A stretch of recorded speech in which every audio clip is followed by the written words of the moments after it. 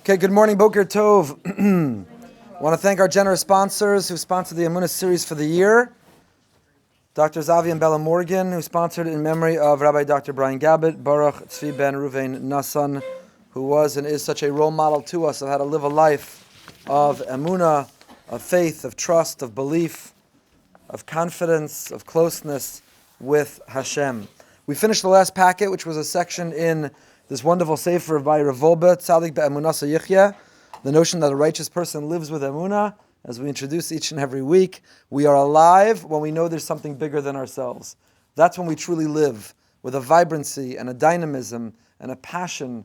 That's when we're alive. And when we lose that, we could be dead even while we are alive. We're sleepwalking through life, thinking it's all about us, our ego, our happiness, our pleasure, our pride, our credit. The self-centered narcissistic person is dead while they're alive, and the person who lives with incredible faith and knows there's something bigger to which they need to dedicate their life, a mission and a purpose that they need to serve, a difference that they're meant to make. Such a person, even when they are of limited capacity, is vibrant and very much alive, even if they are limited. I shared with you our visit last month to Rabbi Yitzi Hurwitz when we were in LA. A person can be paralyzed in every muscle in their body and be incredibly dynamic and alive and illuminating the world.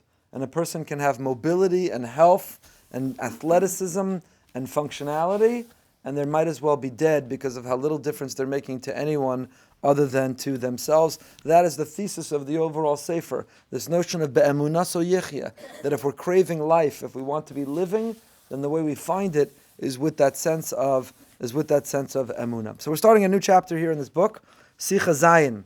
It's on page Kuf Samachay. You have it in front of you.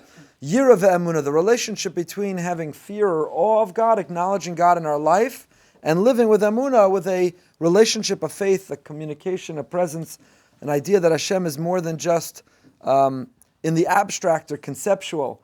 God is not something I talk about in Philosophy 101, trying to provide evidence to His existence, but it's a genuine relationship I'm engaged in. I said yesterday in the Parsha Shir, and it's worth repeating for those who heard it, and for most of you who haven't, that when Yaakov is telling Yosef his story and Yosef's sons of how he got to that point and how he survived, he describes Hashem. He says God is not just the all-powerful, God is not just the source of the universe, but he says Hashem, and the language he uses is a shepherd. The simple way to understand the pasuk is Harei God is the one who shepherded me. In other words, how I got here and where I am is not the result of chance or coincidence or randomness in my life, but there was a shepherd who was taking me through. And the shepherd's the one who orchestrated and organized and got me to this point. But the Ramban understands that the root of that word is not shepherd, it's Reah, it's a friend. What he's telling his children and grandchildren, and I would argue this is our mission, to tell our children, grandchildren, our neighbors and their children, to tell anyone who will listen, is that God is not just conceptual. God is not just the topic of a philosophy class. God is not someone to whom I owe things, so I wake up and my day is regimented and regulated because I can only eat this and look at this and go there and say that because what can I do? I live in His kingdom and He is the king and that's what He demands and I have no other choice. If that's the relationship one has with Hashem, it's no wonder one's children will say, I'm out of here because I don't live in His kingdom and I don't see Him as the king and I don't feel obligated. And know what happens? When I violate His word, lightning doesn't strike. And nothing bad happens, and nothing goes wrong. In fact, the opposite. I find greater happiness and greater freedom when I explore and do things the way that I want to. So we can't live a life in which it feels a burden, an obligation, we're meeting a demand or an expectation. What Yaakov says is, God is not only my shepherd, but I want you to know that everything that happens in my life, I look back and I say, it was for a reason. There was a shepherd who loved me. I'm a member of his flock. He took care of me. He nurtures me. And everything happened for a reason. But more than just that, he's my Reah. He's my best friend. He's my confidant. I'm never alone. I can confide and tell him anything without judgment. Does that mean that there's no schar v'onesh? Of course there is. Hashem has expectations, and there are consequences to what we do. But no matter what, Hashem designed us. He knows our challenges, our appetites, our temptations, our obstacles, our impediments. He knows our assets and our virtues. Hashem knows everything about us. And therefore we can confide in Him. We can confide in Him. He is the ultimate, what you'd call a safe space. There was someone who I recently referred to, a mental health professional. And he said to me afterwards how refreshing and how incredible it is that there's so much that he lived his life bottling inside, feeling he couldn't tell anyone in the world, with a sense of shame and a sense of guilt and a sense of, and now he has an address that he can share and he can unload and he can talk to and he gets advice from without judgment. Now that doesn't mean that what he shares, the person says, you're amazing, you're perfect, everything's great, tell me more. It could be, no, that wasn't the best way to handle it. Let's talk about how to do it differently going forward. Or how do you conquer those demons, those voices when they arise in your head. But it means that there's an address. Well, every one of us we have that therapist. And it's a lot cheaper and there's no stigma. And his name is the Ribono Shel Olam. His name is the Almighty. And we could talk to him every day. Talk to him every single day. Ask him for help. Protest when we don't like the way he's doing things. Object. Express gratitude for the things that went amazingly well. I always share with you that almost every time I speak, but certainly before big speeches that I give, I always have a little conversation with Ribono Shel Olam, asking for his help. I always have the same conversation. I tell him, I'm doing this for you. I'm trying to get your messages across. Please help this go well. It's very easy when you have the butterflies in your stomach and you're about to go on stage and you've brought to some place where they think that you're a good speaker and you're saying to yourself, you know what? I should have never come. It would have been better if they believed it. Now I have to live up to it. So the butterflies, it's very easy to turn to God and daven to him in those moments, like, let this go well. Let me find the right words. Let it come across well. Let me just get out of here alive. Let it go well. It's very, very easy beforehand with the butterflies in your stomach. But how many of us remember when it's done, not necessarily in that moment, at some point in that day or on the flight home, say, Ribono Shel Olam, shkoyach, that went pretty well. Thank you so much. Thank you for it working out. Thank you for finding the right words. Thank you for not needing to run off stage to need a bathroom. Thank you for no one throwing rotten fruit at me. Thank you. It went well. How often do we remember the thank you? The butterflies before, we remember.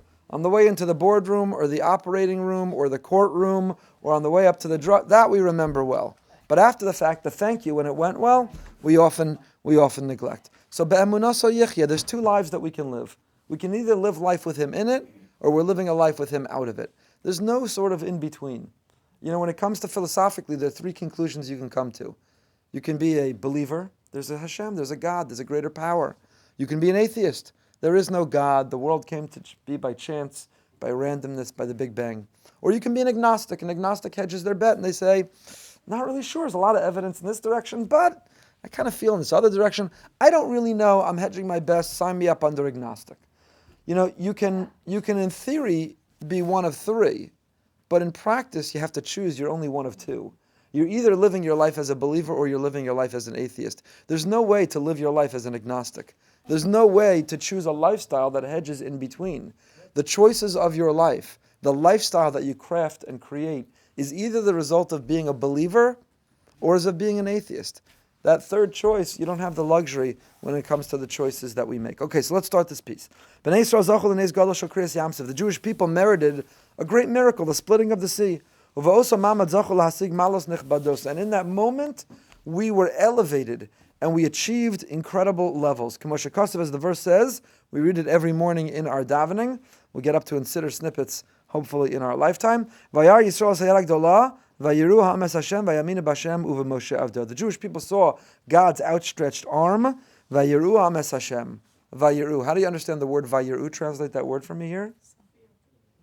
So you can translate, it's no coincidence that the same letters, the same root, means both to see, to have awe, and to fear. If you really see, then you can't help but to recoil with a sense of awe. And if you have a really healthy sense of awe, you can't help but to feel a sense of, not fear of yiras ha'onesh, it's not a fear of punishment, but it's a yiras ha'romamus. It's a notion of the power and the awesomeness and the greatness and the fear of disappointment. When you're younger, you want to meet your parents' expectations because otherwise they're going to take your technology away. Otherwise they're going to ground you. You can't go out to the party. When you're younger, you do what your parents ask or the expectations they set because of yiras ha'onesh, your fear of being punished. I don't want to be punished. Hopefully you get a little older when you're an adult with adult parents. You have a yiras ha'romas. You say, no, my parents are great. They were great. I would never want to disappoint them by acting or behaving in a way which would be less than their expectation of me. So both will use the word fear, but it's a very, very different kind of fear. There can be a fear of punishment, and there can be a fear of, I don't want to not measure up. I don't want to disappoint. I don't want to come up short of the person that they think I could be, that they've always taught me, and they've always aspired for me to be. And the same is true in our relationship with Hashem. You can have a fear of onesh. I'm going to do this because otherwise lightning will strike. I'm going to be a good boy or a good girl because otherwise that business deal won't go through. Otherwise I'll have bad report on health. Otherwise, that's a yiras ha'onesh. That's not what Hashem wants. It's a very immature, it's a very adolescent relationship with Hashem. And maybe at one point we were immature in adolescence, but it's time to grow up. And when we grow up, we develop a more mature relationship with Hashem. It's a different, entirely, categorically different type of yira. It's the yira that says, God is the creator of everything, of all this. He's the creator of the universe, intricacy and detail and minutia. If I understand even the most basic levels of biology and chemistry and physics, I can see God everywhere. He is everything. And He put me in this world because He wanted to give me the greatest thing He could give me, which is Himself. And He has great expectations of me and my ability to change the world. And in fact, the greatest pleasure I can have is not the cheesecake, it's not the chocolate cake, it's not the potato chips. The greatest pleasure I can have is not physical intimacy, it's not more material physical things. The greatest pleasure man is capable of, and we all know this. We also have tremendous amnesia from it.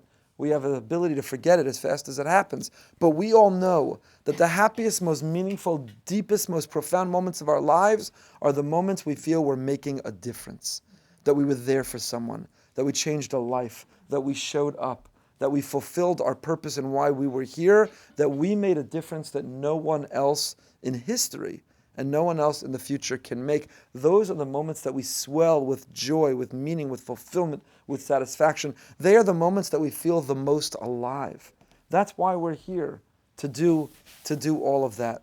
So in this more mature relationship with Hashem, it's not about, I do the right thing because otherwise God's going to ground me. He's going to ground me because I'm not going to make money. He's going to ground me with a poor health. He's going to ground me by having miserable children. He's going to ground me. However, it's not a yiras ha'onesh. It's not a fear of punishment. It's a yiras harumas. God is great. And He has great things in store for me. And I don't want to come up short. I don't want to fail Him. I don't want Him to be disappointed in me. So this word, vayiru ha'am es Hashem, in that moment, when they saw revelation, God split the sea. He violated the rules of nature. He intervened in the world, and they saw God. Vayiru, they saw God. It's that same word means they saw God, they had awe of God, and they also were filled with a fear not of being punished, a fear of disappointing God. This translation of the word yira as awe is lost. I've shared many times in this context that we use that word awesome so much that it means nothing to us anymore. Awesome, it's awesome. Awesome, that was awesome. Were you there? It was awesome. It was amazing. That chocolate cake is awesome. That we use that word awesome for things that are not filled with awe or worth our awe whatsoever. And it leaves us with a much more limited vocabulary because we have no word left to say to describe the things that are truly awesome. My kids know this is my personal hang-up. I hate when they use the word love to describe anything other than me. Because when they talk about, oh, I love that song, I love that singer, I love that book, I love that dress, I love that recipe, I love that, I always say to them, I say, you like those things, you don't love them, you love me. Why? Because if you use the same word to describe potato chips and me, how am I meant to feel? You have no other word left. There's no other word left. There's no other word left. I love the cake, I love the cheesecake, and I love you, Abba. That's it. That's our relationship. It's the same. I'm a piece of cheesecake. So I always say, and they all know, they can repeat back, I know, I like the cheesecake, I love you, Abba. Say, good, you got it. Try to just bang it home over and over and over. When we abuse our vocabulary by misusing it, we dilute its meaning. And then we're lacking in the proper vocabulary to describe then.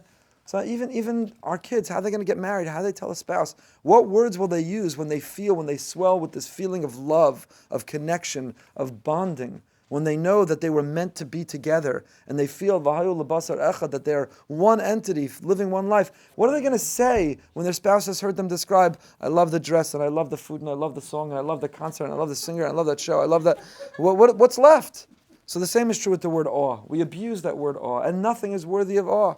We have nothing that's worthy of awe. I told the story once. I wrote the story a few years ago of in Beethoven's house, where there are thousands of people that go, and his piano is roped off, and there was a girl, a teenage girl who came. She's like, "Oh, Beethoven's piano? That's awesome! I'm going to play it." And the museum personnel who was there told the story about one of the great pianists of our time who was there and who was invited to play the piano. And he sat down on the bench and he looked at it and he got up and he said, I just can't. I'm not worthy to play his piano. And the contrast of the one who in fact was worthy being filled with such awe, and he said, I can't touch it, versus like the kid who took piano lessons for 15 minutes who says, oh, awesome, that's Beethoven's piano, cool, let me play it. Let me play it. Let me get a selfie with it, and let me post it, and hashtag I'm Beethoven, or I don't know what the hashtag would be. So we're living in a generation that no longer feels awe. And when you no longer think anything's worthy of awe, we're living in the generation of, what's the opposite of awe? This is a new language. It's a new vocabulary. It didn't exist when I was a kid. We never said Now you're like, come here, check this out. The Grand Canyon, Glacier National Park, the Swiss Alps. Come here, I have to show you something. Look at this artwork, look at this sculpture, look at this moment in time where this Holocaust survivor is holding hands with this new... The things that you should look at and get goosebumps. And this generation looks at it and goes, I once saw a movie where the thing, and it was even better. Nothing impresses anyone. So the Jewish people stood opposite the sea. They saw the sea was split, and they were filled with goosebumps. And they said, you know what I see? I don't see the floor of a sea. What I see is, Vayiru ha'am asked, what did they see? Es Hashem. He said, wow, I'm filled with goosebumps. I'm trembling. I can't believe this moment is so exciting. It's so invigorating. It's so exhilarating. It's so overwhelming. I don't just see water and the floor, the bed of the sea. You know what I see? I see Hashem. That's unbelievable. Vayaminu b'Hashem of Moshe Avdo. In that moment when the sea split, they got Vayaminu b'Hashem. They reached a level of, wow, now I know He's there. Now I know He cares. Now I'm in a relationship with Him. I don't understand, says Rav Wolbe. This isn't the first time they've encountered God. By the time the sea splits, what have they already lived through? They've already lived through the 10 plagues. And the pasuk describes Sheminu B'Hashem, Vaya'amen ha'am. The people already had faith. They took Philosophy 101. They went to the Bible codes class. They already heard the drasha. They had faith in God. V'imkein ma hischadesh be'emunasam. So what was new here?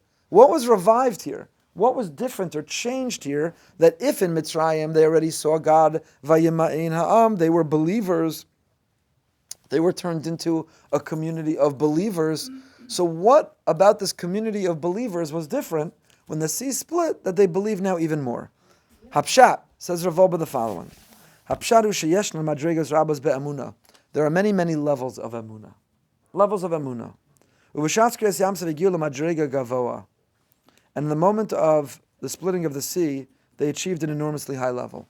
This sounds like the opposite of what I was saying before. Before we said that there's no agnostic. You're either living your life and you're making your choices and you're molding a lifestyle that reflects that you're a believer, or one could evaluate and look at your life and say, you're an atheist. No, I'm an agnostic. Yeah, but if I look at your life and the choices you make, you're living the life of an atheist. There's only two choices. Now Rav Wolbe is saying, within emunah itself, emunah is not binary. I'm not either filled with the perfect emunah or I have no emunah. There are gradations and there are levels of emunah. A person shouldn't walk out of here with yesh. Don't be despondent and depressed. Don't walk out and say, well, I can't reach the level that he's describing. I don't feel Him in every moment. I don't turn to Him at every complication. I don't feel gratitude for every... So I guess I'm not a believer. There are levels. It's not binary. There's gray. There's gradations. There are levels. And in that moment, they went up a level. In Mitzrayim, they were a community of believers. If you woke them up in the middle of the night and said, we're taking a census, we're taking a survey, would you consider yourself to believe in a higher power or not? Yeah, put me under believer. I believe there's a higher power. But here, all of a sudden, they're at the splitting of the sea. And in that moment, everything worked out too perfectly, at just the right time, when it looked like there was no way out. Have you ever had that in your life? Have you ever been in a moment where you say, I don't know how this is going to work out. There's no way we're making this flight. There's no way they're getting into that school. There's no way I'm going to close this deal or get that job. There's no way this can work out. There's just no way. All the odds are against it. We're in traffic. It leaves the flight at this time. There's always a big line at TSA. It is impossible in the natural order to be able for this to work out. For this to be able to work out. And then all of a sudden, this clicked and that clicked and the other clicked and everything happened in a way, and boom, you're in your seat on the plane and you go, wow, wow. So in that moment you can go, wow, flight attendant, I need a drink. Or in that moment you can go, wow, there was a plan for me, and I want to see and thank Hashem for the fact that this all came through, and for the fact that this all worked out. Vayiruham. So that's the higher level. So we're living, in other words, the believer on the way to the airport. If you stop the person in the car, you're stuck in traffic and there's an accident, and the lanes are shut down, and the flight's leaving, and the line you heard at TSA is enormous, and you say, there's just no way. It's just not going to happen. It's not going to happen. But they say, by the way, do you believe in God? Oh, yeah, put me down under believer, I believe in God. Yeah, I daven this morning, and I keep Torah and mitzvahs, and yeah, put me under believer. But there's no way this is going to happen, and I'm trembling, and I'm panicking, and I'm sweating, and I'm anxious, and I'm figuring things out, and I'm miserable. And then you get on the plane, and you go, I just went from, I'm a believer, to, wow, Hashem, thank you. Thank you. I feel that you wanted me to get home, or get wherever I was meant to be. Thank you for making that work out. So, there are levels. How do you get to that higher level? So this pasuk that we say every single day is the prescription. It's the formula for how to do it. Vayiru ha'am. First you have to experience vayiru, then vayaminu. Kach gam meduyak b'seder ha'pasuk. Shebederach klal amula molida yira. Normally we say, if you believe in God, then you'll have awe and fear of Him. Right? So normally we'd think it starts with faith. First you have to believe. I got to take Philosophy 101. I got to examine the evidence. I have to evaluate the circumstance. First, I have to look at the Bible codes, take the Discovery Seminar. Oh, okay, I've been convinced. Emunah, you're right. You're right, the arguments make sense. They're persuasive, they're compelling. You're right. I subscribe, put me down under believer. And then, once I start being a believer, now I'm going to have awe. He says it's the opposite. The opposite. Vayiruham es Hashem, v'rak la'achar mikein kasu vayaminu b'Hashem. Ma yagdaras emunah b'darga zu. So what does it mean to go from yira to emunah? To go from this fear, awe, to a place of faith. How do we describe, how do we understand, how do we aspire for that kind of faith? What is that faith? HaMashgiach Zatzah, when Rav Oba quotes the Mashgiach, he's talking about Rabbi Yerucham. Rabbi Yerucham Bier, he explained, She'emunah hi advekas b'Hashem uva emunah so. Emunah is clinging to God, is grabbing onto Him, is feeling His presence, is living with that connection, that awareness, that mindfulness, that presence. It means that faith in God is, I believe there's a God out there. I believe there's a source of all. I believe He created the universe. I believe that there's a God out there. What does that have to do with me? What does that have to do with my daily life? Yes, there's a higher power, and yes, there's a greater being, and yes, even He knows everything that's happening, but what does that have to do with me? That is the baseline level. That is the baseline level. Emunah is a much higher level. Emunah is dvekas. Dvekas, devek, glue. It means to stick with God. Dvekas means that God's always next to me by my side. Hashem, come up to the shtender to give the speech with me. On the way down, Hashem, thank you. We did a pretty good job together. I appreciate your help, your contribution as the senior partner in this endeavor. It means that Hashem is always, you're never alone. Hashem, I'm choosing what to watch. Let's see, what would you want to watch with you sitting here next to me? Hashem, I'm choosing what to say. What would I say if you're sitting here next to me? Someone asked me a question the other day about whether they should attend a certain thing, and they told me that their Rebbe in yeshiva used to say, when asked with this question, would say, would you invite me to go to that and have me sit next to you there? If you wouldn't, don't go. And if you would, then be gesund, then go. And it's a great metric to measure the choices we make in life. Would you watch that or go there if Hashem were on the couch next to you? If Hashem were sitting in the theater next to you? And if you wouldn't, then He's still sitting in the theater next to you, whether you think about it or not. If you wouldn't, then don't go. If you have any sense of shame or hesitation or embarrassment about saying that or watching that or going there, then don't do it. Then don't do it. A person who lives at that level and who lives in this way has such a consciousness, a God presence in their life that He's with them. That when you're struggling and you reach an obstacle, you naturally turn to Hashem. You lean on Hashem. You rely on Hashem. And the Maharal explains this. Habakkuk, the prophet, who was the source of the name of the Sefer, and what I like to repeat. Tzaddik Tzadik be'emunaso yichya, whose acronym, of course, is Tzadik be'emunaso yichya. Tzvi, the righteous is alive through Emunah. We're on the next page. Kodvar of Bir Zeki Ayidei Emunah Yesh Lo Adon Dveikas Bo Yisbarach Ki Ein Etzem HaEmunah Rak El HaDveikas Bo Yisbarach Shu Mamin Bo Mizdabik Bo Yisbarach Be'emunaso. Real Emunah is when the rubber hits the road. Real Emunah is not how hard you shuckle in shul. Real Emunah is not how much you're underlining at the Emunah class. Real Emunah is not how many Emunah WhatsApp groups you belong to. All those are lovely and they're great. You know, it's like you're a member of a recovery community and you're going to meetings all day long and then you go to the bar to have a drink to toast the meeting that you just came from. When the rubber meets the road, when you're tempted by that drink, all those support groups and 12 steps and the recovery, all that reading and all that listening, is it there? Is it informing you, inspiring you? Is it supporting you in that moment you need it? Because if you're not, I'm not going to say it's a waste, it's important and it's good and hopefully it gets you there, but it's not being put into practice, it's not being executed. Emunah is the same way. Emunah is not just about reading the right things, subscribing to the right groups, going to the right class, shuckling as hard as you can, and then you go live life where you're stuck in life's challenges, which I don't know anyone who wakes up on any day. Is there a human being who by the end of the day didn't have some challenge? Now again, we should have the proper perspective on it, and we should realize how minor things are, and not be bent out of shape by it. But to be alive is to have challenges. To be alive is to have challenges with health, with relationships, with finances, with children, just with a workload, with overwork. To be alive is. So in those moments of those challenges that happen on that daily basis, do we tap into that account, that reservoir of Emunah that we supposedly were working on in all of these other circumstances and settings? That's how he's defining Emunah. Emunah is not the knowledge of God's existence in the abstract. Emunah is when it's put into practice, when it's put into play. Emunah is when in those moments you take that deep breath and you realize there's a bigger plan and there's someone greater than yourself. And whatever happens after you've given it your all is what is meant to be. It is the most relaxing and liberating thing on the planet. On the planet. As somebody who's trying, we're all trying to do this every day, when you actually do remember to employ it, it's the most liberating thing in the world. Because you sit there and you're running late and you're going to miss it, or that didn't work out, and you're panicking over what will they think of me, or what will the impact or consequence of it be. And then you realize, I did everything I could, and the rest is up to Hashem.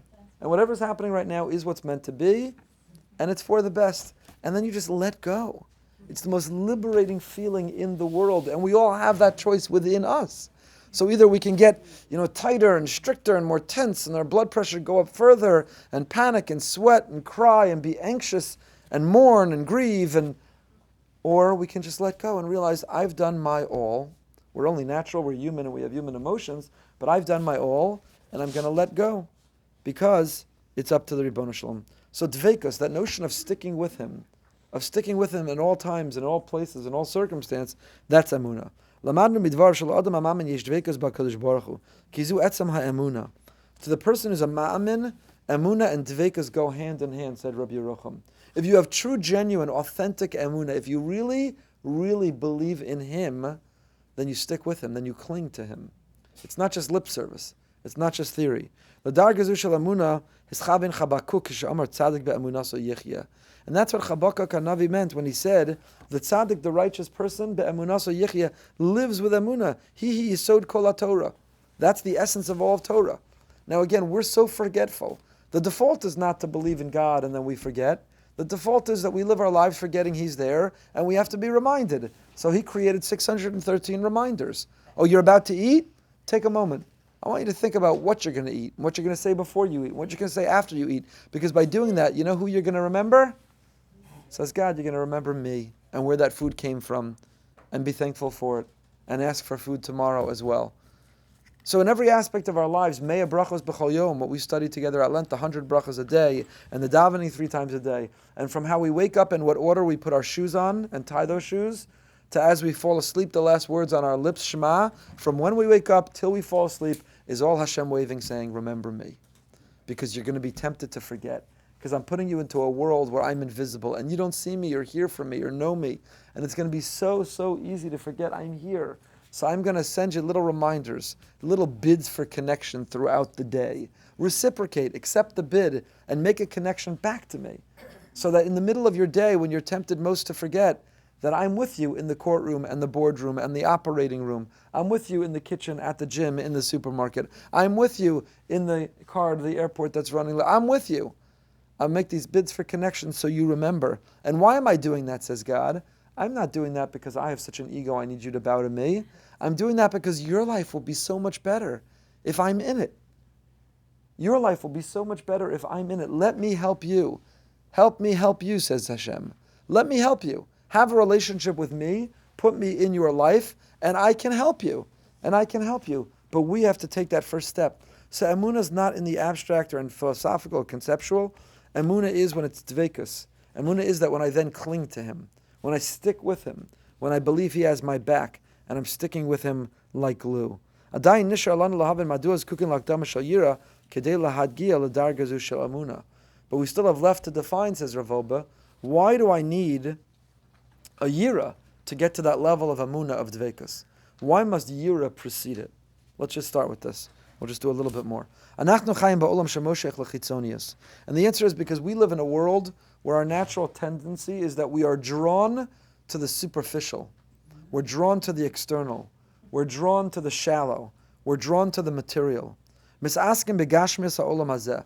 think about our day. From when we wake up in the morning, we have to relieve ourselves and we're thirsty. We have to get dressed and put on that clothing. And our whole day is defined by our interaction with the physical world.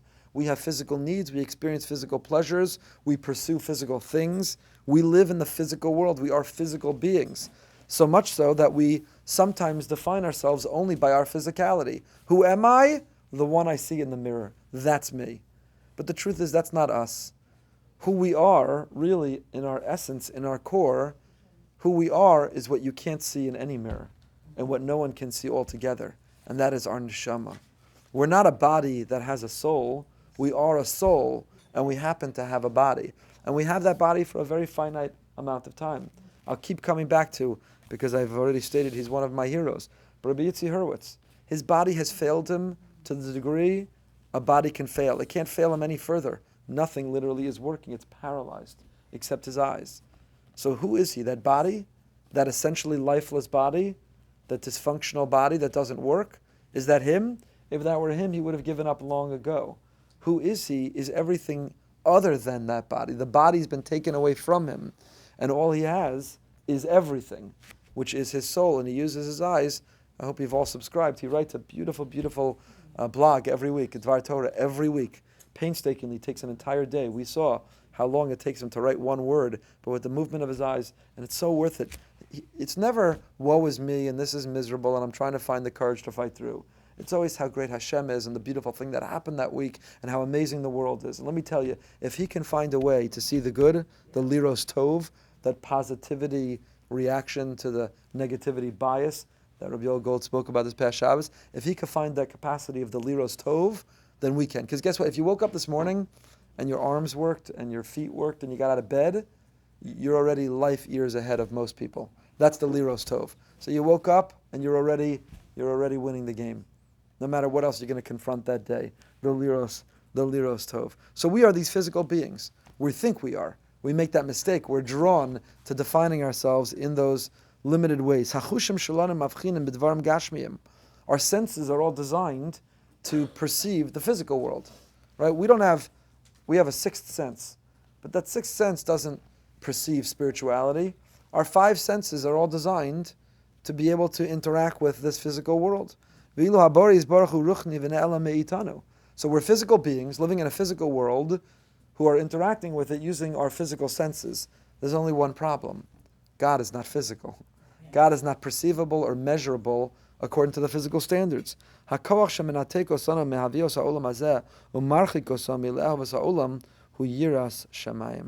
the power, the force that disconnects us from this physical world is Yiras Shamayim. We have to make an extra effort because we don't have one of our five senses, because you can't see him or hear him or measure him, because you can't Google him. Kadosh Baruch Hu, we have to make an extra effort to employ an extra sense to perceive His existence and to develop a relationship with Him. Hayira gam mevi'es ha'adam lahakara amitis ala olam. So, in other words, we have to redevelop the capacity for awe. You can see Hashem where? In the Grand Canyon and the Swiss Alps and Beethoven's piano and the birth of a child and when everything works out. You can see Hashem in the beautiful glow of the Hanukkah candles or the smile of your child or the cute thing that they said. You can see Hashem all around us. Only you don't see Him with one of the normal 5 senses that we use for this world. We have to harness and we have to cultivate and refine within us this extra sense. And that extra sense is called the sense of Yirah Shamayim. To live life with Yirah Shamayim. To be a Yireh Shamayim, where you look around this world and you say, Hashem is with me, what should we watch? Hashem is with me, what should I say? Hashem is with me, I'm not going to panic or fear. Hashem is with me, I have to overflow with gratitude for everything He just did. A mindfulness and a consciousness, a Yireh Shamayim. Kodesh Baruch Hu HaMelech, He's the King. U'munyan sha'olam yisnahel kirtzono. Kach nepach ha'olam atzma l'makom His galas kvod yisbarach. So when we live life with the lights on, when we live life in high definition, then we see Him everywhere. If it's black and white, you can't see Him.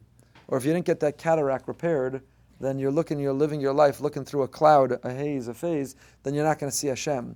But if you repair your spiritual cataract, and if you get your high definition, and you're looking everywhere, then in fact you'll see Him everywhere.